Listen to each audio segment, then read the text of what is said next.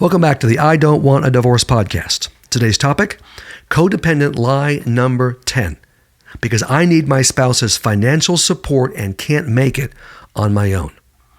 This is one of the major lies codependents believe. I had probably 5 or 6 ladies and even one man this last week who told me this lie. I'm going to shred this lie today. My website, davideclarkphd.com, that's Clark with an E, has all my resources for marital crisis. That's what we do here, marital crisis.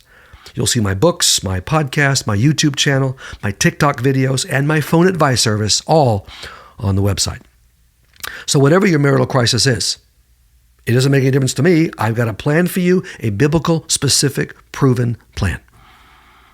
I've got a book for everything. I guarantee you that. You can also talk to me in the phone advice service.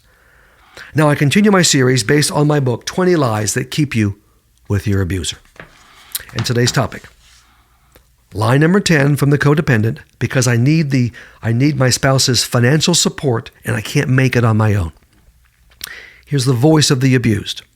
I cannot provide for myself financially. I'm frightened of not having health care or being unable to afford my medications. I have no idea what kind of job I can get that will take care of me and my kids. My husband told me that if I even consider leaving him, he'll leave me high and dry with nothing. And she believes that lie. That is a lie. I'm sure he told you that, but he can't do that legally. If this goes to divorce, and with a dirtball like this, it probably is going to, if God releases you from the marriage, that's what the attorney's for and the legal system's for. You will get a certain number of his assets. In most states, half. Alimony, child support, whatever. Okay, here's the fear underneath the lie. I won't be able to survive. I'll lose my children, and I might end up homeless or living with family or friends. This is the fear underneath the lie. Your abuser has brainwashed this fear into you. He has made you believe you can't make it without him. He'll say, you're not smart enough to get a decent job. You should be eternally grateful that I pay your bills. What will happen to the kids if you have to get a job? That is a dirt ball that you need to leave, and you're going to be able to take care of yourself. You may not be wealthy, but you're going to be able to make it. You have all kinds of questions floating around in your mind. How can I afford to pay for my own place? How can I afford to pay for a car, groceries, utilities, insurance, health care, and all the other expenses? How can I survive without my abuser's financial support? Well, one of the answers is you're going to have his financial support. Depending on how long you've been married and you get a divorce, there will be financial support. It will be forced by the court. Okay, the reality is you can't pay for all these things now, but that can change. Slowly but surely, you can go from financially dependent to financially independent. Millions of abused women have done it. You can too. I want you to believe that. What does the Bible say? One verse we could look to, one passage, Psalm 50, verses 9 through 12. God owns the cattle on 1,000 hills. He owns everything, has infinite resources. Proverbs 21:5 says, if you plan, if you are diligent, you will make enough money to live. And then Luke 12:22 through 31, Jesus promises that if you follow him, God will meet your basic needs. He doesn't promise any of us wealth, but he promises to meet our basic needs, and you're no different.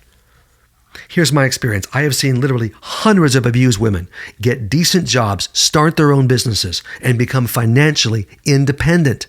Over and over again it happens, not overnight, but over time. I talked to 4 abused wives in the last few days in phone advice sessions. They all, over time, were able to make money, enough money to leave their abusive spouses. 2 have their own cleaning businesses. 1 runs a daycare. 1 has a job in a law office. You can't make it financially yet, but with time and planning and effort and God's help, you will be able to support yourself and your children. This is America, and you can get more education. You can get training. You can get a decent job that will pay you enough to cover your bills. Now, it may take a while to get financially ready to leave your abuser. That's true. Could be 6 months, could be 8, could be a year, might be 2 years. You don't leave until you're ready, and you can make it financially. God can provide financial support through your family, friends, your church, many different avenues. Part of your preparation for leaving will be to use a tough family law attorney to take whatever legal steps are necessary to secure your financial position. Again, more details on financial preparation in my book, Enough is Enough. With the right attorney, you're going to know what you can expect in a separation as well as a divorce. Here's what I want you to do. Do research into getting more education on training for a particular career. Local government, city, county, or a women's center will have information and practical help. Your husband doesn't know about the research you're doing. He will know when you get a job. Fine.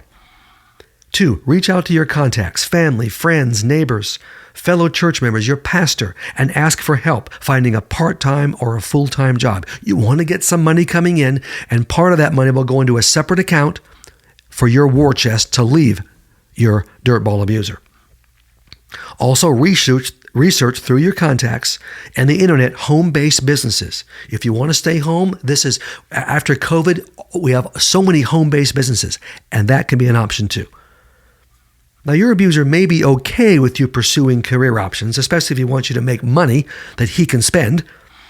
If he's against you getting a job, tell him you want to better yourself and contribute to the household expenses, and you will to a degree, but part of that money you will hold back and it will be yours in a separate private account.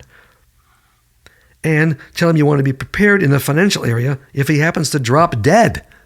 Narcissists never think about dying, but if he did die, what are we going to do? I need to make more money. I want to fulfill myself. Tell him whatever, but you're going to get a job. He cannot prevent you from working. And frankly, you'll need to work unless there is enough money in a divorce settlement. If your husband does make a good living and there's a good amount of money in savings or 401ks or IRAs, whatever, Roth IRAs, okay, you're taking half in a divorce. But if you don't have that situation, you'll have to work. Now, if you want to be on our team as we help spouses in marital crisis, subscribe to my podcast and leave a rating and a review on Apple Podcasts. Many are doing this, and we appreciate that. And while you're on it, check out my YouTube and my TikTok videos as well.